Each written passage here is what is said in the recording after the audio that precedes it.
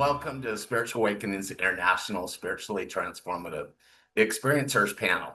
I'm Sean Lether, Spiritual Awakenings International Advisory Board Member and SII Affiliated Group Leader of Hawaiian Islands. Today, we're gathering to explore powerful stories of transformation, healings, and awakening through spiritually transformative experiences. Tonight's experiencers are going to share many forms, near-death experiences, shared death moments, profound dreams, spontaneous healings, encounters with beings of light, and more. Let's begin by welcoming our first speaker, Katherine Gillett, a lifelong astral traveler who has spent 30 years exploring alternative dimensions starting in childhood. She combines scientific curiosity with firsthand encounters from shadow beings to spirit guides to offer profound insights on death, transition, energy work, and manifesting between realities. Welcome, Katherine. Thank you so much for having me, and thank you for that kind introduction. I've really come to believe that all human experience is a spiritually transforming experience, but I'm really honored to have the opportunity to share just a few of my experiences with you guys today. Um, I was raised a secular child. So I didn't have any kind of spiritual raise or understanding whatsoever. So when I checked out a book from the public library that had a variety of mental techniques in it, I was really treating the whole thing kind of like a science experiment rather than anything spiritual. And while it kind of seems like an odd thing maybe for a for a kid to be into void state meditations and energy practices, I thought it was an interesting thing to be participating in. And it was maybe about a month or so into those types of practices that I received my first knowing, or a lot of times it's called getting a download. And that knowing said you're not really in to begin with, that there isn't really an in. In is a perception. And that the whole thing really worked more like radio signals that you're streaming this experience, you're tuned into it, but that all of the stations are broadcasting simultaneously. So if you know where your knob is and you can change the station and tune into any of those experiences. And like most downloads, I didn't understand what that meant at all, especially as a child. But it wasn't long after that that I was laying on the couch one afternoon reading my book that I went to roll over and reposition my body and fell off the couch, or at least that's what I thought had happened until I stood up and realized that I was looking at my body right where it had been. And naturally, I panicked and freaked out and ended up right back in my body. That's really common at first for astral experiences, but it was super exciting. It was definitely a result from my scientific experiments. So I continued to practice. And I didn't have very good control at first. I couldn't get very far away from my body. And it seemed to happen sporadically, sort of whenever it wanted to. But as I was practicing very shortly thereafter, a new and sort of disturbing sort of experience would begin. And that's that I was not alone. One night while I was practicing my mental exercises, I ended up flung out of my body and all the way across the room. And when I stood up and turned around and looked, there was this big black hovering form just sort of looming over my body where it had been. And I was terrified. I panicked. I tried to flee, only to end up right back in my body, only to end up flung right back out again, only to flee. And this would repeat multiple times an evening. And it was not an isolated incident. It would continue to happen. And not only that, but it wasn't an isolated entity. There were many such beings hanging around in my astral space for whatever reason. And they had a variety of visages and a variety of behaviors, but none of it pleasant and all of it terrifying. And there's a lot of different ways that this gets interpreted. I always just called them the shadow people. And kind of the conventional wisdom on this is to summon a love and light, to summon up your energy, to bypass this, or to call in your angels and guides or a higher power to protect you from it. But being the way I was raised, I neither believed in demons or angels to protect me from them. The only thing I knew how to do was to experiment and try different things. And while the experience was terrifying, I can't really be anything but grateful at this point that I did, because my cumulative experiences in this sort of a vibration would end up being one of the more transformative experiences that I could have had. This phrase was said to me by one of those beings very early on. And at the time, it was horrifying. If you can imagine, no fear. Like I was absolutely horrified by it. But it turned out that he was right. Through exposure and over time, I realized that there was nothing to be afraid of. Nothing seemed to be happening. In fact, the only thing that seemed to be happening was that my fear and my anger at the situation was the only thing that was really impacting me. And through that realization, I really found this sort of stable knowing of myself, this kind of inner strength that put me in a really neutral energy. And from that neutral, that unreactive state, anything that was trying to scare me just got bored and left. And some of them, like the being that told me this statement, just turned out to not be human to begin with. Kind of ugly and kind of scary and not what I was used to, but not actually doing anything to me. And through this, I eventually noticed the light in their eyes. They had the same consciousness that I see in you or that I see in myself. These were creations under God, just like anything. And I ended up finding compassion in that. These were real experiences that were being had and not pleasant ones. And through that compassion, I found that even just holding space for that in a neutral energy was sometimes enough to help transmute that energy. And what had once looked like a scary shadow being suddenly looked like a 28-year-old ginger with blue eyes. And being acknowledged as such was enough to send him straight up and into the light. So I had found the genuine energy of unconditional and cultivated a compassion that I really can't be anything but grateful for today. Is not only immensely helpful in the liminal spaces and in astral states, but also in 3D reality here. Because if we're being fair, not all humans are being their best selves all the time. So it's actually very helpful in both states. But at the time, I didn't know that. I was just a terrified kid. And I ended up with a hyper awareness, sort of when another energy personality signature was in my space, when one of them was nearby. Like I could sense that immediately. And one night I noticed that same feeling, that same signature in a dream, in a dream character. And I called them out. I said, "You're not my mom. Who are you?" And surprised, they looked at me and said, "You're right. I'm not. But maybe we should wake you up now." That would continue to happen where I noticed the same signature in my dreams, and it would become a trigger for me for lucid states, for lucid dreaming. Now, many of these beings were very cordial and would interact with me. I came to call them the others just because they were that which was other than me in dream spaces. But it was from the others that I learned to control lucid dreams, how to shift the plot line, how to control the environment or summon people, characters into it, and also how to create portals and move through into other dimensional spaces. Lucid dreaming can be a platform for astral travel.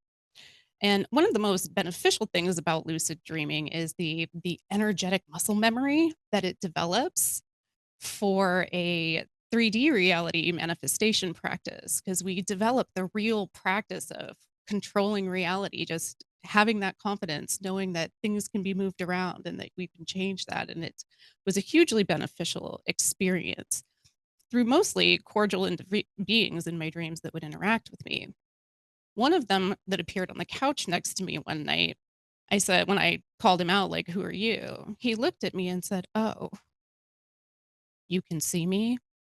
Well, good for you. You know, they look for people like you. And I was like, they who? There's a lot of different interpretations and a lot of different stories from interacting with this particular group, and all people who are having an energetic experience are translating that through their own lenses and their own socializations. My lenses of a scientific minded girl who was entirely irreverent to things like this was sort of a group of vaguely glowy beings who were fond of love bombing me and then wanting to take me on some version of the guided tour that usually culminated into some kind of activity or directive or choice that needed to be made. And at the time, I confess 100% that I was a completely irreverent student of the universe. I did not care for the tactic of being love bombed and being in sort of a hazy state of euphoria. It felt kind of sus to me. But I will confess completely that I learned a ton from my time interacting with what I always called the organization. Um, this is where I really learned to work with other humans in their dream states to help transmute those energies and some of the reasons why that's done. I learned to serve as a member of the welcoming committee. So that group of beings that's greeting people as they come across, as they come through their death experience, and the energies there, how we transmute and help people cross over.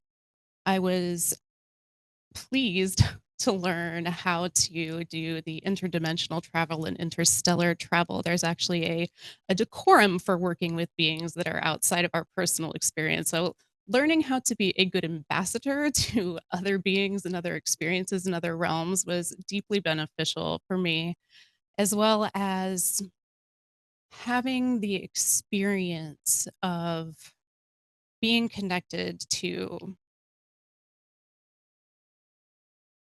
total awareness or collective consciousness, being able to feel all of existence as an extension of self, something of a nervous system, and knowing that all of that was also connected to me.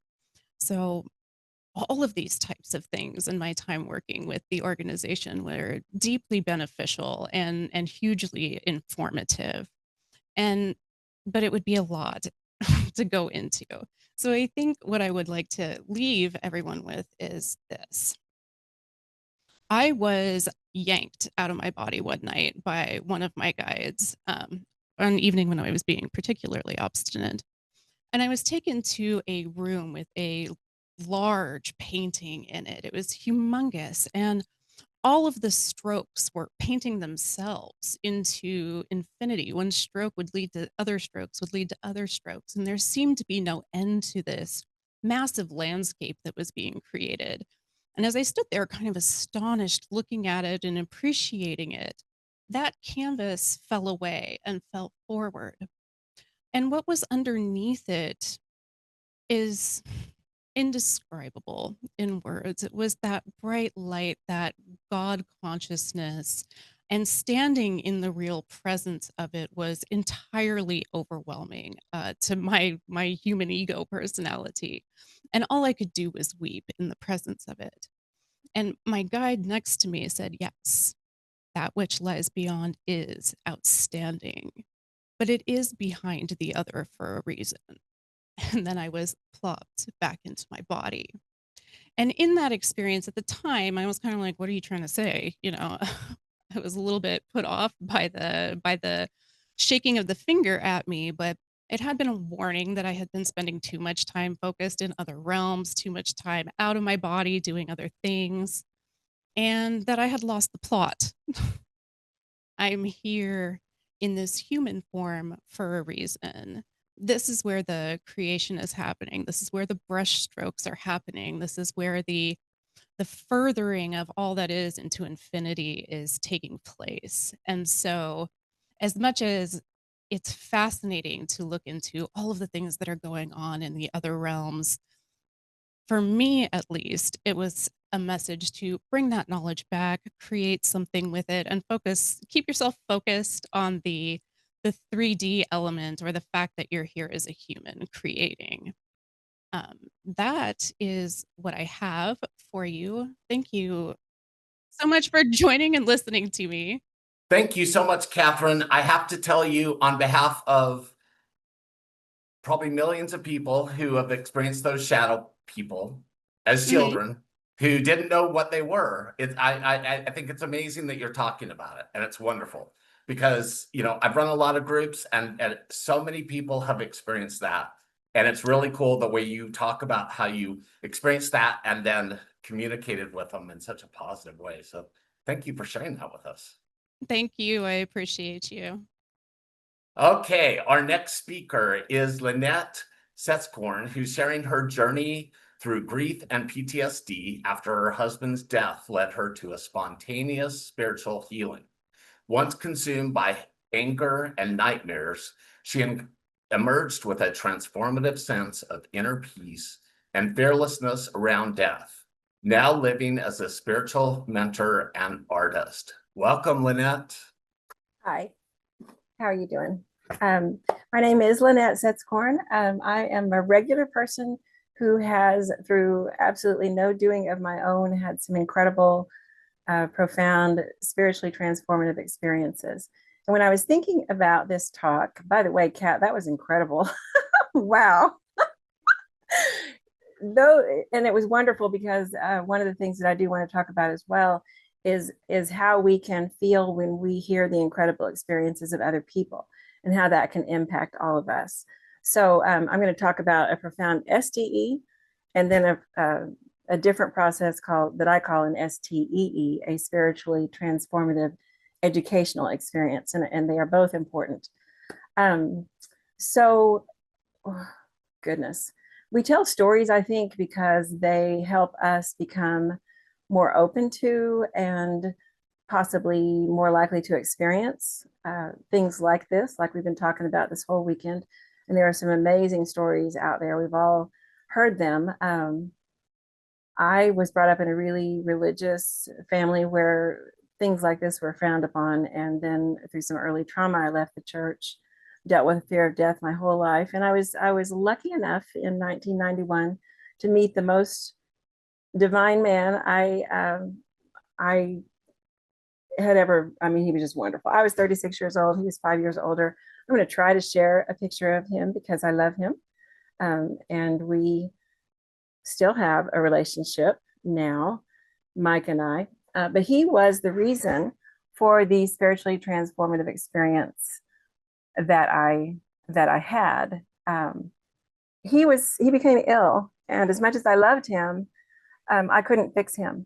And through a series of events, we had a house in Mexico. He was down there for a year, and he came back, and he was quite ill.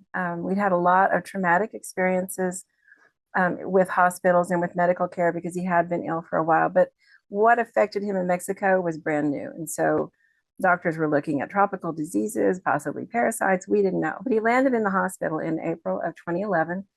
And through a series of events and a big major mistake, he decompensated on the floor, and he had to be moved into ICU, where he began having severe trouble breathing. That had happened once before, and he had been in ICU for a month after a respiratory collapse on the floor. One of my friends is out in this group, and she's a physician, and so I may not be using the right terminology. What I know is that he had terrible trouble breathing, and the doctors told me that they would look after him and make sure that it did not reach a crisis point like it had that other time when he was in ICU for a month. So I felt comfortable in this new hospital we were in, leaving him in the care of the doctors. They told me that he would be under watch all the time. His daughter was head of the dietetics department in that hospital. She was much beloved. The doctor that was taking care of Mike was a good friend of hers. So I had trust, I had confidence that he was going to be okay. When I left, he had a nasal cannula. He was getting some oxygen. He was doing pretty well. Okay, I said, I'll be back. I'm going to check on the dogs. And I was gone about an hour and a half. I went home. I fed the dogs. I let them out, spent some time with them, got our stuff because I never left him alone in the hospital at night. I had learned my lesson about that 10 years before. And when I got back, wow, he was a mess. His eyes were wild. He'd been put on a BiPAP machine. He couldn't speak. His oxygen, even with the BiPAP, I think forces oxygen into you. It's like a step between a nasal cannula and a vent. And he really couldn't talk to me. He couldn't tell me what had happened. I didn't know. There was some food on his little tray. There were some pills. And I thought, it's crazy to think that he could swallow pills. Nevertheless, I talked to the doctor. He said, oh, he's got pneumonia. We're going to put him on Levaquin. I said, he doesn't have pneumonia. I promise. Look at his x-ray from 2 months. What he had was scarring in his lung. He was terribly allergic to Levaquin. I put him into liver failure once. So I was losing a little bit of confidence.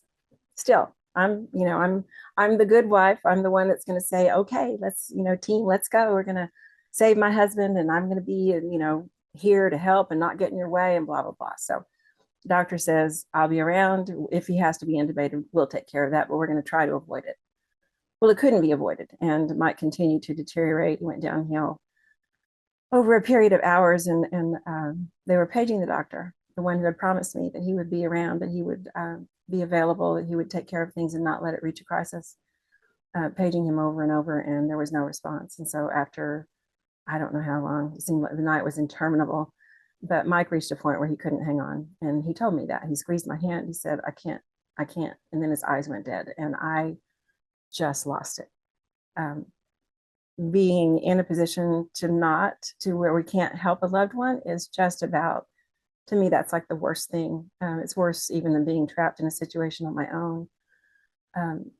So I decided I was ranting and raving. I called the hospital operator. I said, send rapid response to the ICU. And she said, you're in the ICU. That is rapid response. It's like, they're not here, please send them. And I was just in a panic state. And I heard the rapid response call go out over the speaker. And within a matter of just a minute or so, I also heard them call a code on my husband. And so I knew he was dead. And I stood by his bedside and watched that happen.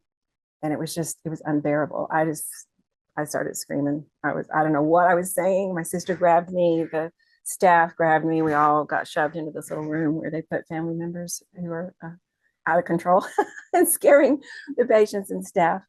2 hours went by. The doctor came in. He said, we got him back. We had to shock him over and over, but we did. We got him back. That was wonderful. He said he's not, he's unconscious right now, but you can go in and say goodbye, and then you should get some rest because it's about 3:30 or 4 in the morning. I did that. I fell asleep in that same little room, and I had the first experience of something that would plague me for the next 2 years. And I helped kids and families, worked in child abuse investigations. I know what PTSD is, and that was the night it started. And it started in the form of a nightmare, and it was terrifying. I couldn't surface. I was underwater. I couldn't breathe. I couldn't come to the surface, and no one could help me. And there were people, and they could see me, and they couldn't help. The variations on that horrible theme were also that Mike was underwater, and I was watching him, and he couldn't reach me, and I couldn't reach him. I mean, obviously, the connection is so clear. But the nightmares were nonstop. Just every single night. It got to be where I was afraid to go to bed. I couldn't. Once I had one, I would just wake up crying and couldn't get back to sleep. My life fell apart. Mike got better, a little bit better. He got out. He was on dialysis as a result of all the things that happened in the hospital. But I was not well. I was losing my mind. And I had, the scariest thing to me was that, the doctor who'd actually apologized to me with tears in his eyes on 2 occasions while we were still at the hospital, he wasn't maliciously abandoning Mike. It turns out there's a dead space in the emergency room, and his pager was not letting him know that he was being paged. That's since been fixed as a direct result of this. So yay for the next people. But I wanted to kill him, and I'm not a violent person. Like I said, I saved kids for 20 years. I cared about violence done to people. I can't even kill a bug. And I could not quit thinking about how I was going to kill this doctor. And it got so bad, I actually found his address through the county property records. I stalked him to see where he was parking and what time he was going to work and what time he was leaving. This is crazy. This is crazy stuff. This is not me. And that was the most frightening thing about the whole experience, is that I felt like I had entirely lost myself, and I didn't know how to get it back. And I've been through some things in my life and had traumas and dealt with stuff. A lot of people have died. Other things have happened. And I've always felt like I was a resilient person who could handle anything, and I could not handle this. Year and a half later, Mike did die through an infection that he got in the hospital. It's some kind of past life thing. I don't know what this is, but it's crazy. We had so many things like that go on. I was still a wreck. It was worse, of course. I mean, all I could do was cry. I was non-functional. I couldn't work. Everything set me off. I was either raging or I was crying. I did see people to try to fix it. Everybody wanted to give me a pill. I knew that wasn't going to help. But Mike died in September of 2012. In April of 2013, 2 days after my birthday, I had stopped at this little Jamaican restaurant where we used to go all the time and ordered this beautiful salad that we used to split. And it just made me sad. I just left and I got in the car. I'd had the top down. It's a beautiful day. And I'm just crying and I'm missing him. I miss my husband and I feel like he was stolen from me. And I want to hurt the people who stole him and who put him through such hell. You know, that's how I saw it. So I'm driving across town and something on NPR caught my attention. And I will show you what it was. The voice of the divine can come to us in so many different ways. And the voice of the divine on that particular day came through this man. His name is Hector Black. That is his daughter, Patricia. She was murdered and raped in that order in Atlanta, which is where I am right now. And Hector was telling his story of how he came to understand and forgive and see the light and the hurt human that was the murderer of his daughter, and ultimately came to love that man. And as he was telling the story, I was crying so hard I had to pull over. I couldn't drive. And my body just started shaking. I was experiencing all these chills. I'm doing it now. I'm feeling it again, running up and down my body. And as he talked about being relieved of the hatred that he had for Ivan, the top of my head opened up. This gray, misty, crazy smoke poured out, and it just kept coming and kept coming and kept coming. And Hector finished up by saying he had found peace. And as he said those words, I realized that I had found peace too. That what had come out of me was everything that I had experienced the last 2 years. And when I'm saying it was gone, it was gone. It was just gone. It was the first time I had felt peace in I don't know how long.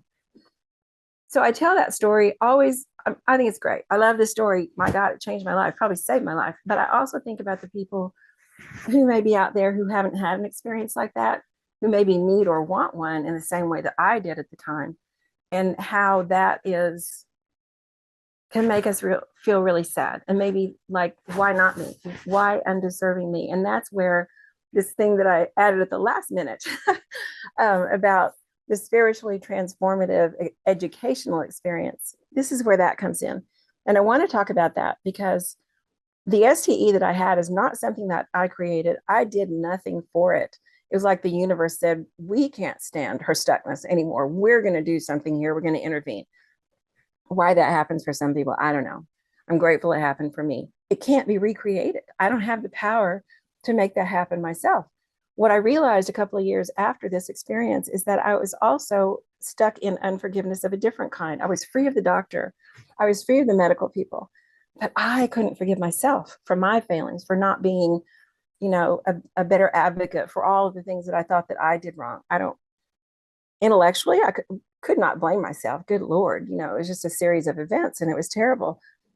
But emotionally, I did. I was led to a book by a man named Colin Tipping. It's not important, this particular book. It addressed what I needed, which was forgiveness. But what's important is it was a thing that I did that led me to the same kind of freedom and peace of my original STE with Hector Black. And it took me to the same place. And it was stuff that I could repeat if I needed to. It told me exactly how to do it. Lynette, yes? I'd love, this is so amazing, but we need to wrap it up. Okay, I'm sorry, I had my can. timer. Okay, I had an STEE as a direct result of what happened with that book. And I don't have the book itself, but I will tell you that I will be talking about STEEs on my website, and unexpectedmystic.com, and we'll have weeks and weeks and weeks of tips and tools and tricks and things that we can do to make these things happen for us. And again, you don't have to have the spontaneous, immediate kind of event. You can get to the same place. I did it with my self-forgiveness. I was as free at the end of that as I was after the experience with Hector Black. I know I'm running out of time, and oh my gosh, I thought I wouldn't even fill up 5 minutes. So I do want to thank you very much for allowing me to be here, and I hope that something that I've said can help you. Come see me unexpectedly. Oh, wow. You know, thank you so much, Lynette. You actually brought tears to my eyes because, I mean, thinking about you having to surrender and then the forgiveness involved, that is just amazing. Like, it's truly amazing. And yeah, I wouldn't want to have an STE that way, I can tell you. So hats off to you. Thank you so much. Okay, so our next speaker is Chenee Fournier, who is a natural medium. Bear with me a sec. And a natural medium whose life has been deeply shaped by shared death experiences and communications from the other side. With many spiritually transformative experiences under her belt, she empowers others to trust their intuition and heal through continued connections with departed loved ones. Thank you, Chenee, for coming, and welcome. Thank you so much to everyone who is using a part of their time on this beautiful Sunday and yesterday as well to hear our stories. It's always so just gorgeously uplifting to hear everyone else's stories. So thank you also for making time to hear mine. So I was actually born really attuned to the spirit world. And all the way back, as far as I can remember, I've always been able to interact with and see spirit. It was something that I didn't even recognize that was maybe a skill or an ability that others didn't have, because, you know, when we're kids, we just think that everyone's like us and everyone can see what we can hear and can hear what we can hear. As I got older, I realized, no, that's not the case. But luckily, it never scared me. I never shut it off. I never turned it down. I really, truly believe in the inherent goodness of all of creation. And even though those weren't words that I would have used back when I was a kid, I think I just always had that feeling. I always just had that knowledge. I found out many years later that my mom actually has a number of the clairs. She's clairvoyant, she's clairaudient, I believe, and I think clairaudient as well. So she can smell in spirit. I have all of those and more. And I was also blessed to have a dad who's very intuitive. And for some reason, he has this really gorgeous ability that if you have something going wrong with something mechanical and he gets near it, it just magically fixes itself. So I have both of those beautiful inputs coming into me genetically, and I'm very grateful for that. And so one of the shared death experiences that I want to speak about, I have 3 of them. One of them I'm going to speak about first was with my sister's dog named Frida. And this painting that's over my head, it's a very small version of a painting that I channeled because of her guidance. Now, I know this is a Pegasus, it's not a dog, but her dog named Frida had me channel this shortly before her passing. So my sister's dog was going through some health issues, and it was, you know, just she was doing well, going along pretty well. But one particular morning, she took me into the spirit realm for us to have a shared death experience before her death was actually going to take place. She let me know today is the day. And she let me know this is where I'm going, but you can't go. But she knows that I'm very inquisitive, and she knows that I love learning about these sorts of things. So I think that's why she gifted me with this vision. And it's more than just a vision. It was an actual something that took place in the spirit world. So she takes me to this beautiful portal of light. I couldn't see beyond the portal of light because I'm at a lower, slower frequency than spirit is. So there wasn't a frequency match. So I got right to the boundary of this beautiful light. She, in her dog form, was able to permeate through the boundary. So she would go to the spirit world side, then she would come back to the physical side, and she would go back and forth. And she was just showing me how much joy she felt getting to do that and how wonderful it would be on the other side, and that there was no fear that she was going to be transitioning soon. So of course, I'm a very inquisitive person. And I thought, well, I'm just going to try to touch the boundary. What'll happen? Can I get my hand in? If I get my hand in, will I get sucked in? I don't mind going into the spirit world. I'm sure it's beautiful there. So very gently, I reach my hand out and I go to touch it, really thinking that my hand's going to permeate the boundary. Well, it didn't. It was like a glass wall was in front of me. And so I could tap on it and I could place my hand into it, but I couldn't get my hand beyond it. So just to show me again that it is a permeable boundary and she was at the proper frequency, she went to the other side and then came back to the physical side. So very shortly after this occurrence, maybe 20 minutes to a half of an hour later, my sister called. I saw her name come up on my screen and I thought, okay, I know what this call is going to be, but I didn't want to influence my sister about whether or not to make the decision today. And the first thing she said was, today's the day. We've called the vet and the vet's going to come to the house and help sweet Frida, go along to the afterlife. And so I said, okay, now that you said that, I'm going to share what Frida showed me. And I told her all about it, and that helped her, I'm sure, be much more solid and secure in her decision. And then what I did was I asked my sister, please text me when the vet is there so that I can go into a state of meditation and do energy healing for sweet Frida as her soul is transitioning to the next realm. So the text came in, I went into meditation, and it was really beautiful because I just kept feeling this sense of spaciousness. I kept sighing deeply. I kept feeling just like expansive. And then I knew when the process was complete, a very sacred process, by the way. And I knew when it was complete because I just had this sense of, oh, the fabric of the universe has just now changed. There's one less physical being here, but one more beautiful being, 100% fully focused back into the realm of pure spirit. And then right as I looked up into the sky, because I was laying outdoors, and I looked up at this blue sky and I saw this puffy, beautiful cloud float by that looked like a dog in a seated position in profile. I didn't take a photo of it, at least I don't think I did, which is unfortunate, but I was able to text my sister and tell her all of that beautiful, all the beautiful things that transpired. So then fast forward a number of years later, and my sweet dog named Lovey had a medical event. And I had no idea that he was about ready to transition, but he jumped off of a couch. And as soon as he started walking towards me, he started moving very strangely. And I thought, okay, did he just hurt his back? Did he hurt his knees? What's going on? And then I very quickly got a sense of, oh yeah, this is something that needs to be dealt with in an emergency room. So I give the ER vet a call, drive my sweet boy there with a friend. And it was during COVID, so I couldn't go in for the first part of the exam.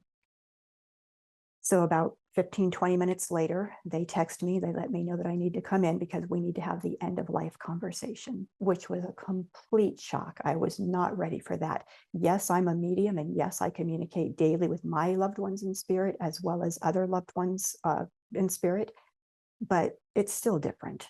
I miss the physical presence of all of my loved ones. I love my dogs, my grandma and grandpa, all of my loved ones that are in spirit. I miss their physical presence. So I was not ready for him to go.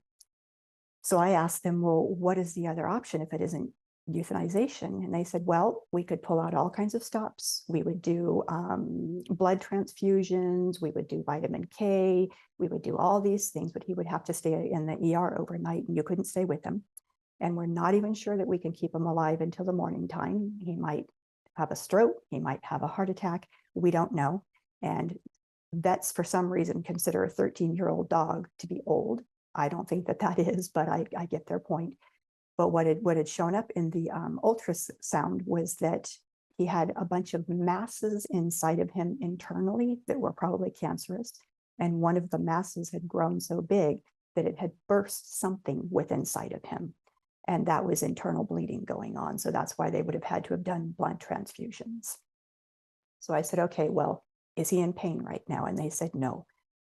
I said, okay, well, I definitely don't want to leave him in the ER overnight. If he is going to transition, I would either rather bring him back and euthanize him or have him make his transition at home. I just don't want him in the hospital overnight. So they assured me he wasn't suffering. We brought him back home. Now we're getting about 12 in the morning, and I just looked at him and I could just tell that his life force was waning. And so I checked in with him psychically, telepathically, heart to heart. Is this your time to go? And I got an affirmation, but of course, with my human brain not wanting it to be his time to go, I thought, okay, well, let's just take you back to the ER and get the vet's opinion on this. So we drive them back, and luckily they had just a kindness of heart. They let my friend and I into the vet office, into the treatment room, even though it was COVID protocols. We just had to wear the masks and all that. But so before the vet came in, sweet Lovey is sitting on the table. I've got my arms around him. And I decided, okay, well, I'm going to open up a healing oasis. I'm going to call in the angels, the spirit guides. I'm going to call in the ancestors. And I'm just going to see, can we turn this around and get this so that this isn't his last night on this physical earth? But what happened beautifully that I had nothing to do with, on my left-hand side, this really large portal of light opened up. It was golden and white. It kind of wavered between golden and white, and it was iridescent and sparkly, and it was dimensional. I didn't open that portal. It opened up on its own, and who appeared through that portal was my sweet dog named Astrid. She had actually been alive here in the physical, and at the same time that sweet Lovey was here alive physically, and they were buddies. So the interesting thing is that when she showed up through that portal, she wasn't looking at me and she wasn't focused on me. She was focused directly on Lovey. She knew that she was here to shepherd Lovey back home. And to me, when I say back home, it's not somewhere far away. It's a shift of frequency. Our loved ones in spirit are all around us right now. We don't go anywhere. We just shift frequency. And so they're here and they're around us, but we can, with, the right practice, we can see them, or we can hear them, or we can feel them. But the point is, she showed up for my sweet Lovey. But what I recognized later on is she was also there for me, because she knew that as the years went by, I was going to second guess my decision. I was going to say, oh my goodness, should I have let them pull out all the stops? Should I have let them do the blood transfusions? What if we could have got him through to the morning time? I know the vet said surgery probably wouldn't help him survive. He'd probably either die before then, or he would physically die during the procedure, or he wouldn't live for much longer because he probably had cancer. But of course, the human brain is like, oh, woulda, shoulda, coulda. So now I know that the reason why Astrid showed up was not only for Lovey's sake, but for my sake as well. So that anytime I went to second guess myself, I would say no, but I know what I saw. I did not imagine that. I did not bring that through volition. Astrid showed up to shepherd Lovey back home. So the vet came back in, listened to Lovey's vitals, and said, oh yeah, I was worried about this. Yeah, he's crashing. So I said, okay, let's go ahead and euthanize him, because I do believe in, the good death, as euthanization means. So she administered the drug. I had my forehead on sweet Lovey. I had my hands on sweet Lovey. I was giving him permission to go, and I was sharing Reiki with him, just that life force energy, just bolstering his beautiful soul, so that he would have that energy to go back home. Then when the process was completely done and sweet Lovey was completely out of that life form anymore, the portal closed up, and that was that. Later on, I think it was the next night, because we brought his sweet little body home and we buried him on property. And I was standing at the property at the little grave site. It blesses this earth by a final act of gift and grace, by nutrifying the earth as the body decomposes. But of course, I'm crying and I'm wishing that things had gone differently. I'm still in a little bit of shock, because I didn't know it was his time to go. And I said, okay, Lovey, I know that you are here with me. I've heard the clicking of your nails on the hardwoods. I've felt the depression of you up on the bed. I know you're still here with me, but I want a physical sign. What will be the sign of you reminding me, yes, I'm still right here with you? And right then, I heard an owl hoot. We don't have a lot of owls in our property, but sure enough, I heard an owl hoot. And so through my tears, I laughed and I said, oh, owls, is that going to be our sign? And another hoot happened, or 3 hoots, whatever. So since then, so many owl signs have happened, including sweet Lovey commandeering my GPS system one day and taking me to a thrift store that when I opened the door, the first thing I encountered were 2 tables full of owl jewels. Like it was like what's it called? It was a jewelry sale at this thrift store. And so it wasn't even something that normally what was there. And so I opened the door and I just kind of stood there laughing, which probably made me look a little unusual walking into a store and then just like feeling so much joy. So time and time and time again, Lovey has let me see that he's still right here with me. All of my dogs that I've helped transition through euthanization have let me know that they're still right here with me, because I work as a medium. I interact with spirit all day long, and I love, love, love it. And one of the main things that they've shown me, absolutely without a doubt, there is nothing to fear in spirit. There is nothing to fear in the non-physical realm. We are here as a beautiful physical form, and I believe that we're all channeling. We are all channeling our souls at all times, which creates this beautiful source of unified love kind of field all around us. But the majority of us is still back in the spirit world, the infinite realm, the afterlife. We're there while also being here. So when it is our time to go, we're just simply shifting our focus from here to there. Thank you so much, Chenee. That is, for many of us that have lost pets, that is such a beautiful, comforting message. And thank you so much for sharing with us. Thank you. Okay, our final panelist of the night is Rev Lisamarie Boncek. She is a true embodiment of mind-spirit integration. She integrates prayer, meditation, near-death experience insights, and pineal activation to explore ascending consciousness. As a multidisciplinary spiritual teacher, minister, energy healer, yoga instructor, and clinical intuitive, she guides audiences into deep transformational states. Welcome, Lisamarie. So glad you're here. Thank you so much. I'm thrilled to be here, Sean. Thank you so much. And Chenee, that was so beautiful, your story. Really appreciate you. So what I'm going to be talking about tonight is spirituality, raising consciousness through prayer, meditation, NDE, and activation of the pineal gland. Oh, I just lost my video. Sorry about that. This is part of having an NDE, electronic issues.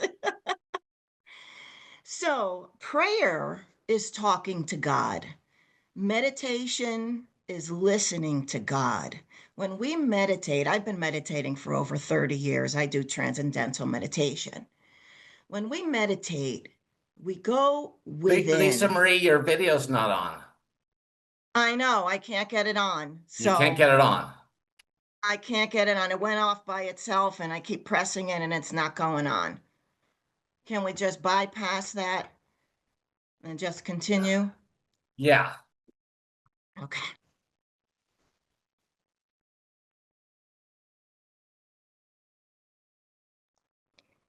Your little thing is blocking my screen though. There's some notification there. Just press the X if there's a notification.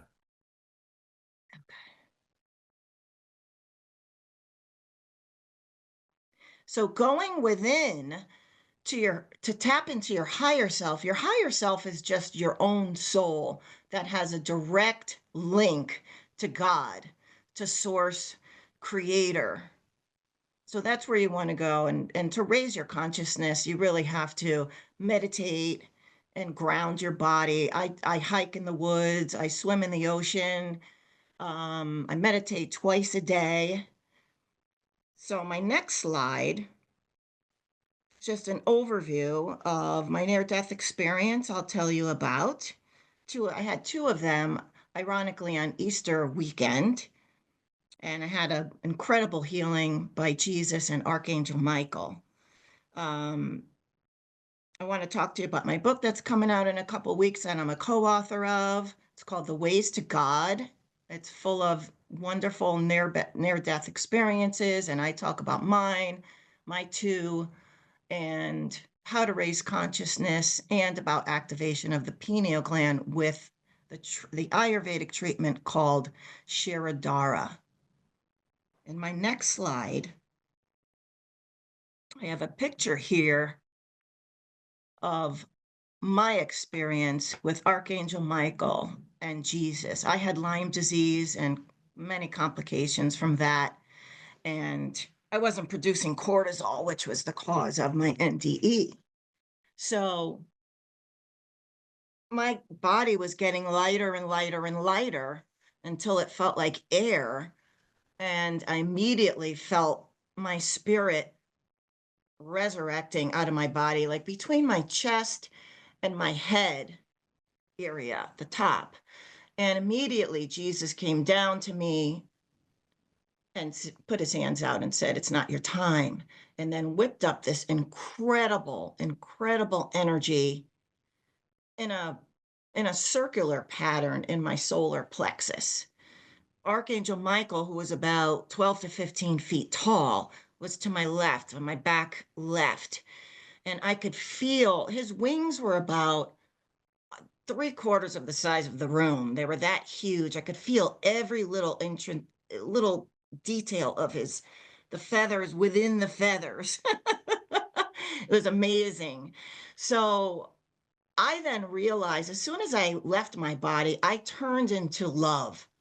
And it's not a love that we have here. It's it's 50,000 times more than the love you would have for your child or for a soulmate. 50,000, if you can even, there really are no human words to describe that love, or God's love, I should say. So I turned into love, and I turned into this incredible peace. It's like a calm we don't have here, so calm that you're just detached from the earth. I felt like when I left my body, my earthly existence went by like the snap of a finger.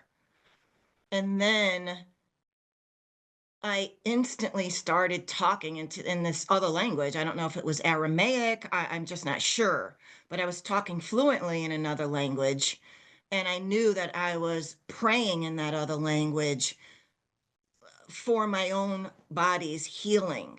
I then realized that my higher self was assisting the divine beings in the healing of my own body, which was a surprise to me. The other surprise was that my higher self, my soul, was just as powerful as the divine beings that were with me. That was a surprise. And then the creator, who I really don't even call God, God came to me and said, "Lisa, it's in my time, Lisamarie, not yours." And which I understood that he had an authoritative voice, but nothing scary. I was so calm. Nothing mattered at that point. Then I was able to see I had not a traditional um, life review. I had a future life review. So I saw a preview of my future. I could feel the energy in my body, that I was physically strong and healthy, actually healthier than before I had gotten the Lyme disease. And I was watching myself. There were words I didn't understand because I hadn't learned them yet. I thought that was really cool. And I noticed I was saying a few off-colored words. So I said to Jesus, "What's up with that?" Because I didn't speak like that. So he said to me, this was after 30 years of meditation. I'd experienced many, many years of enlightenment, bliss consciousness. And he says to me, "You're too pure and you need to be able to relate to the people on earth." And so I was like, "Oh, I really don't want to relate to them." And he was talking to me about the uh, the importance of humor on earth, and how the speaking engagements had to be, we're talking about a serious subject, spirituality. I know I was talking about spirituality, motivational speaking. I was talking to them about uh, having perfect health and balance through Ayurveda, which is India's holistic medicine. Um, and that kind of thing. So he said to me that something very profound. Jesus said to me, "You came here to learn compassion." So when he said that, I thought, well, I must have planned that before I got here. And that's why I had to go through all that suffering for so many years with the illness, chronic fatigue, chronic pain, to really understand what my patients now are going through, and I can relate to them and help them. And now, I always thought I was compassionate, but the level of compassion I have now is a much, much deeper level. And now I assist people people that are dying. I assist the dying. I do healing through my business, and I've returned from my NDE with these gifts of healing, gifts of, I'm a medical intuitive, um, channeling the divine, and and then these electronic issues, TVs will just turn on if I go to somebody's house. The TV is off, it just turns on by itself. So, I mean, my life I knew what I was seeing was the truth. I knew that was the truth. And we'll go to the next slide now. And what I've learned uh, through my near-death experience is we are all the same. We are energy, and we're energy the energy doesn't die. I felt like I was returning to source. It was my home. This is where I belong. I was on 100% enlightened, which means you're just love, you're peace. There's no negative emotions whatsoever. Just love, peace, incredible calm, bliss consciousness, which means euphoric happiness. I was just laughing constantly. And so were the divine beings because they're enlightened. So what I came back with is that everyone is going home. Everyone is equal. God is real, but far greater than the word that God can express. For me, it was creator or source of all, omniscience, all knowing. We are never alone. Even when you think you're alone, you're not alone, because when my spirit went back into my body was the uncomfortable part. Going out was easy. It was natural. But when I went back in, if anybody knows that show, I Dream of Jeannie, and she has that skinny necked bottle, I was expanded consciousness in my soul form. So I was huge, larger than the room I was in. And then I wasn't given a choice. If I was given a choice, I would not be speaking to you right now, because it was that great. It's such a difference between there and here. And even when I came back, I still wasn't totally integrated. My soul wasn't totally integrated with my body. So I always feel like I have one foot there and one foot here. So when I was pushed back into my body, it felt so uncomfortable. I was expanded consciousness being pushed into this tight, dark, heavy genie bottle, this tight vessel.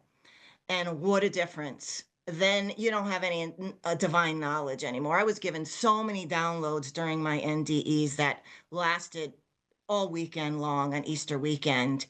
And then once I came back, I remembered everything, but I didn't have those same downloads.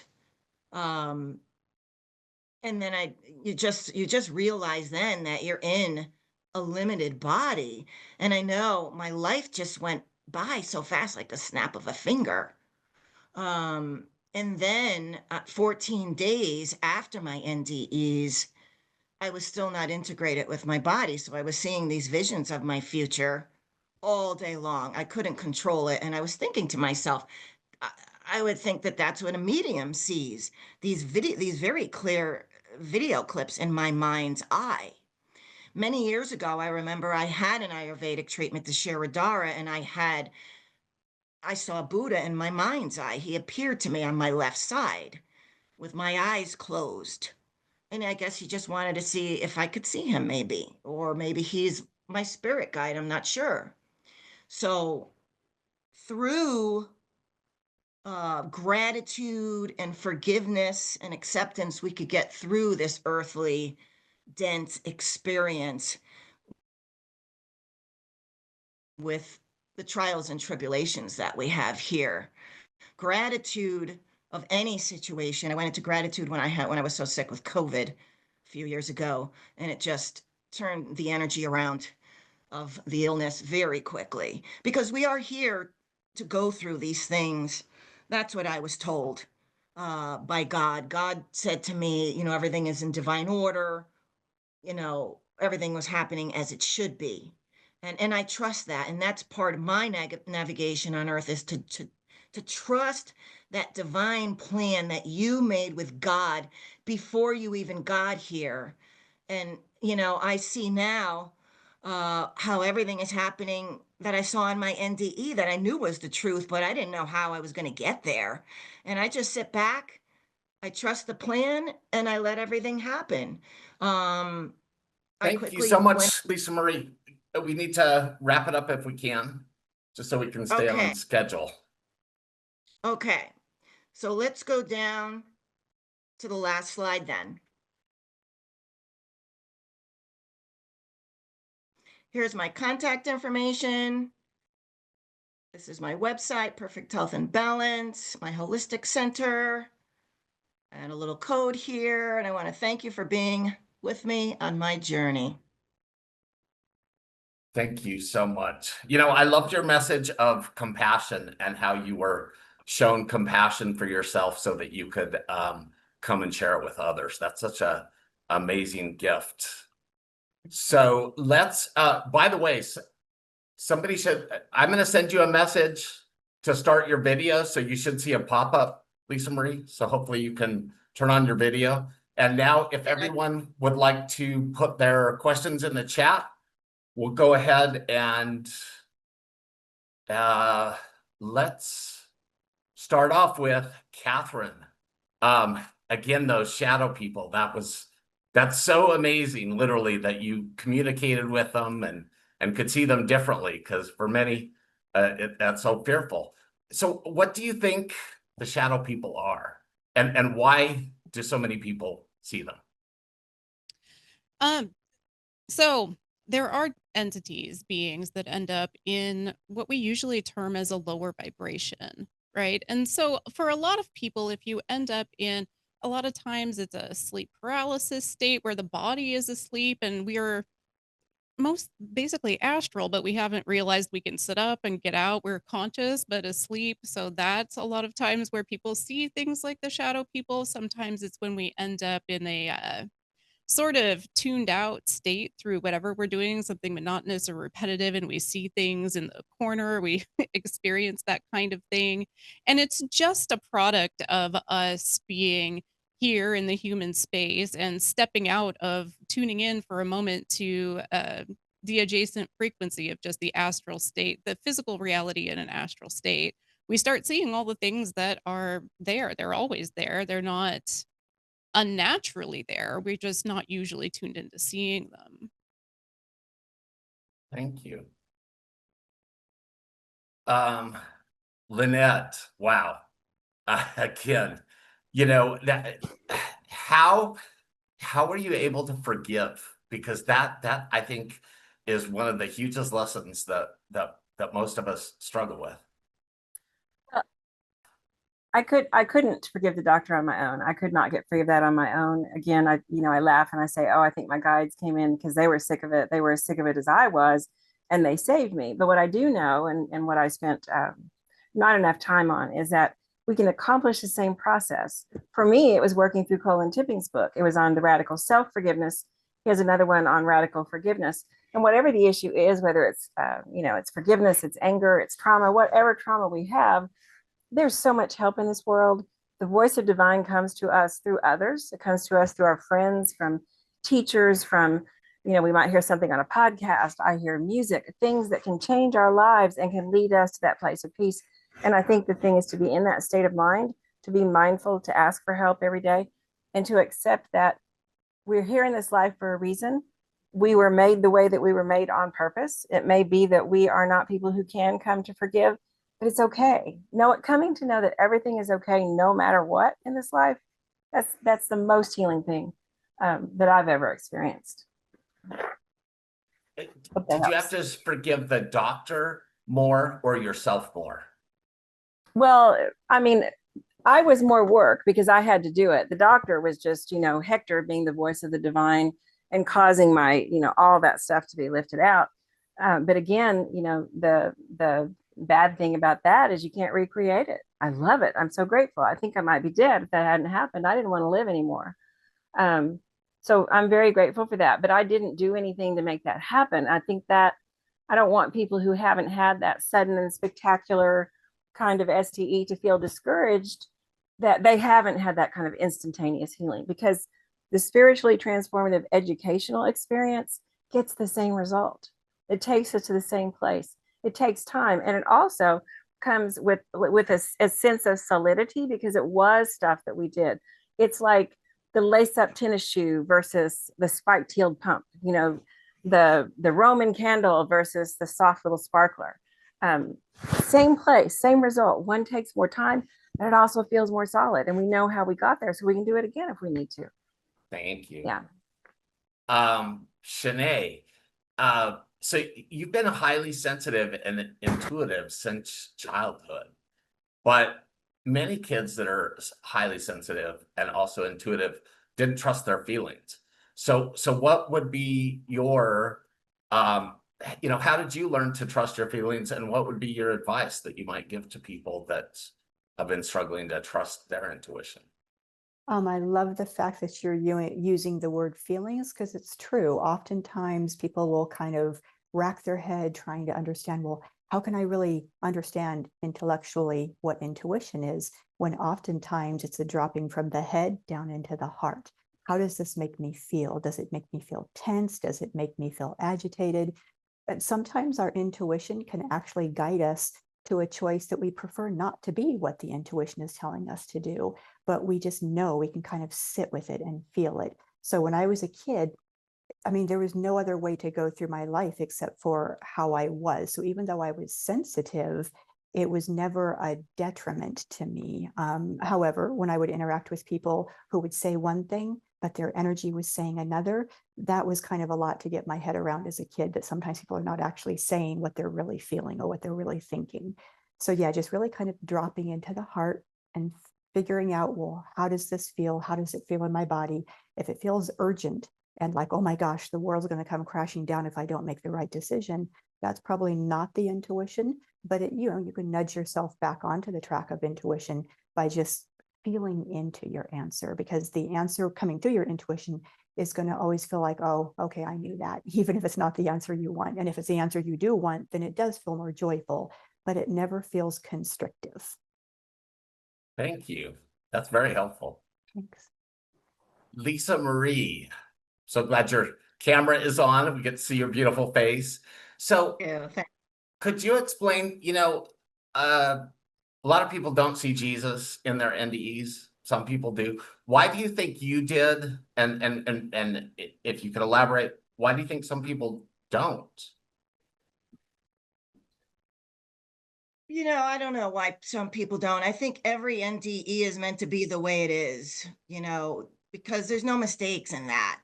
I've always had a relationship with Jesus. It's not a religion thing, it's a relationship. Maybe I had a past life with him or something. I don't have all the answers, but I don't know. I always felt drawn to him even when I was really young. So maybe there's something there. Maybe Right. he's my guide or something like that. But it was a big part of my NDE. But like I said, my higher self was just as powerful as those divine beings that were with me. Beautiful. So somebody would like to know if you could explain the slide that contained the nuns, since we had to kind of go past that. They're drawn to nuns, so they just wanted to know what you wanted to say about the nuns in your slide. You're talking about mine? Yeah. Saint Teresa of Avila. That's Oh, who that. Yeah, and so she has this quote, settle yourself in solitude, and you will come upon God in yourself. And that's just going, she was talking about going within. She had a lot of spiritual experiences too, right. in her life. Um, so that's what that's all about. And she's talking about going within to connect with source God.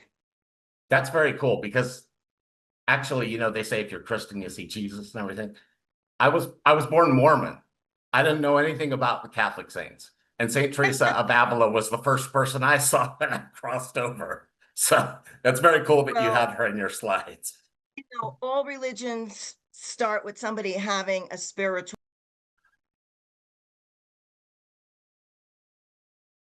Oops, you're muted. Wait, you got muted. Unmute.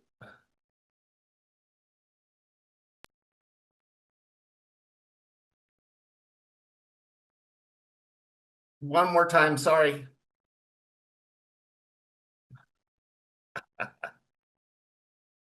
The thing keeps going on and off. Yeah, so Buddha sat under the Bodhi tree for years before he could say, I am awake. Jesus was in the wilderness for 40 days and 40 nights before he could say, I and the Father are one. And that was my experience more than anything.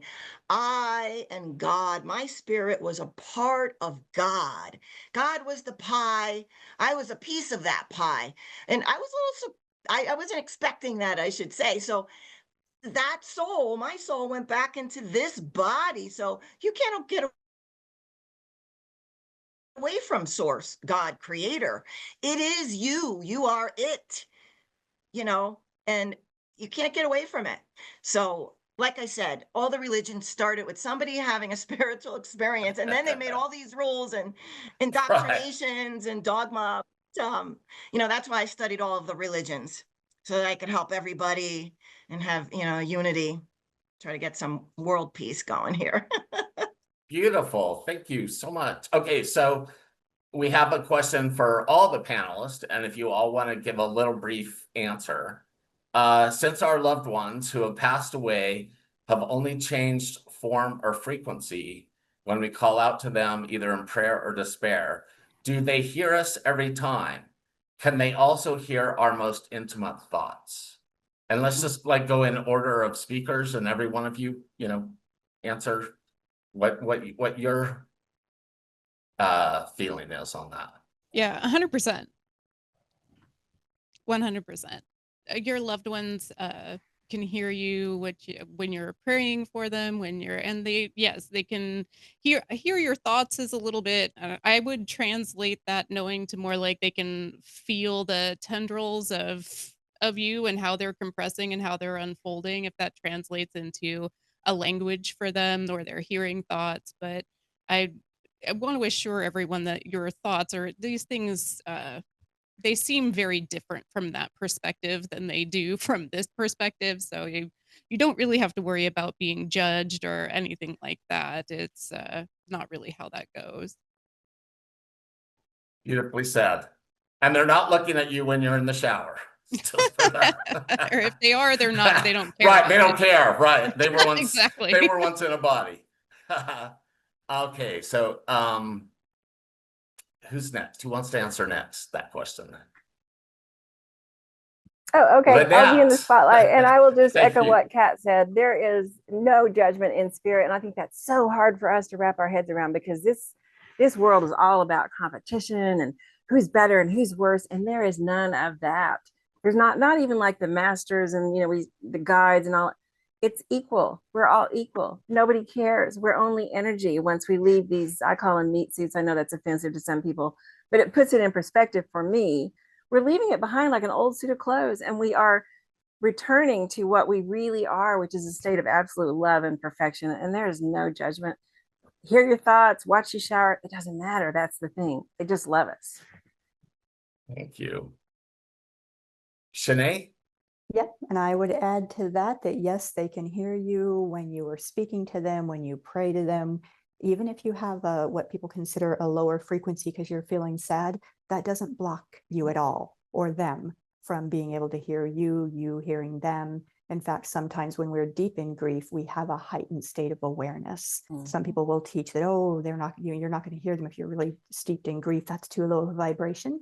I've never found that at all. Like I said, it puts you into an even higher state of a frequency because you want so much to hear from your loved one. And for me, what I've been shown is it's not like they're telepathically listening in on our thoughts. It's more like they're feeling feelings. Mm-hmm. So when I get information mediumistically, it's dropped in whole entire downloads. It's like seeing someone's whole life tile out in front of me. And so it's not even necessarily in words, but then I translate it and put it into words.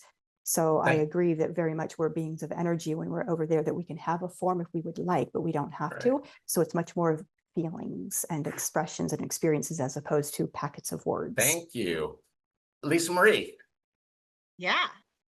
do you want They to know answer every- that? Yeah, they know every thought, when you're going to die, what your future is, just everything. Everything is known. There's no secrets on the other side. And we have a direct connection to spirit too. You have to look for the signs and be aware of the signs are all around us. Just ask them to send you hearts. That's the whole key to Yeah. to see the signs and not block it out. So thank you Exactly. guys. Wonderful. Thank you.